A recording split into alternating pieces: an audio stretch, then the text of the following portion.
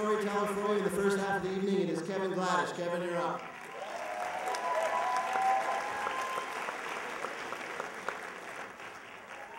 Hey, everybody.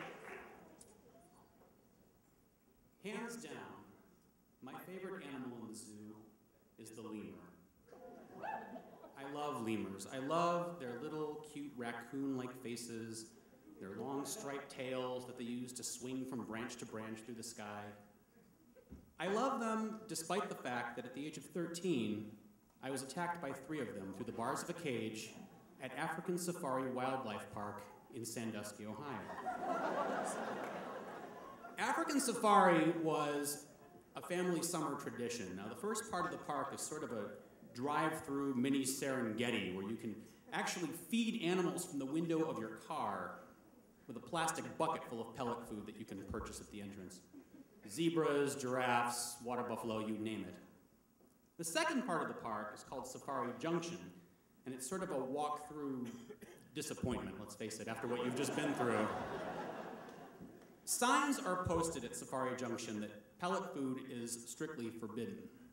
Now, my father, on the day in question, was feeling particularly impish. My father, Norm, a brush-cut former Marine, who in his later years developed a complete disregard for any rules, kept encouraging me to bring the food into Safari Junction. He kept saying things like, "Go on, Kev, what are they going to do, throw you out?" Well, yeah, they could, I suppose. But then I looked around and realized there weren't any employees in sight. I started to wonder if anyone actually worked at Safari Junction or if the animals just ran things themselves, sort of collective. So I took the food into Safari Junction, and I went straight to an 8-foot-tall cage where my favorite primates were at play. Now, I don't know what it's like now, but at the time, the only thing keeping visitors at any distance was a single chain at knee level, attached to metal posts.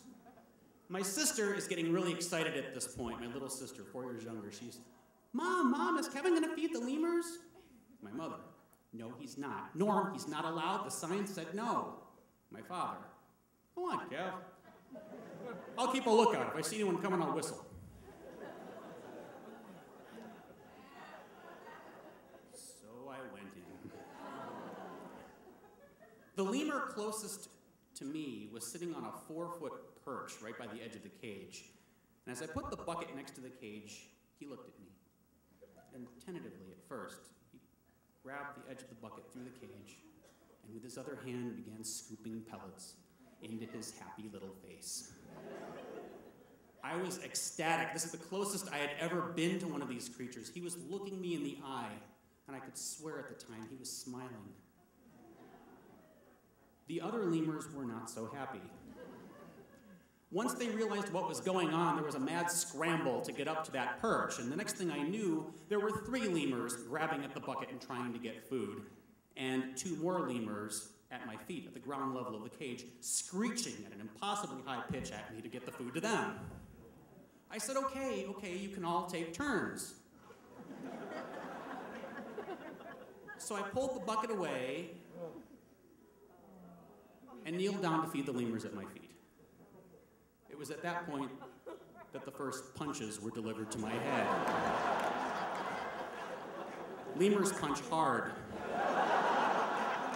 Before I realized what was going on, the lemur that I had originally fed, the one that had eaten his fill, my little buddy, that ungrateful little bastard, had me by the hair and was trying to pull me back up with one hand while punching me with the other. The other 2 lemurs were getting in on the act and punching me as well. At this point, it's chaos. I'm screaming for help and flailing around wildly. Lemurs are screeching like banshees, trying to get at me through the cage. I had managed to turn myself around, still attached to the cage by this lemur's claw. And still, there's no one around. There are no employees in sight. All I can see is my mother, frozen with horror.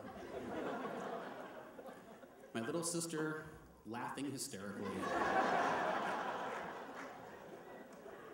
And my father, the man who had instigated all of this, is filming the entire thing on his VHS camcorder. I knew at that point that I was on my own, so I yanked my head away as hard as I could, leaving a small patch of hair in the lemur's claw and a bleeding little bald patch on the top of my head. I ran to my father, grabbed the camera from him, and proceeded to rewind and tape over what would surely have been the winning entry in America's Funniest Home Video. Now, as I said, I still love lemurs. You can't really blame them for what they did. I mean, they were hungry and they were angry. And no matter how cute and fuzzy they are, you can't really expect a wild animal to play nice and play by the rules. In the end, the lemurs were really just doing what was in their nature. And yeah, so was my dad. Thank you.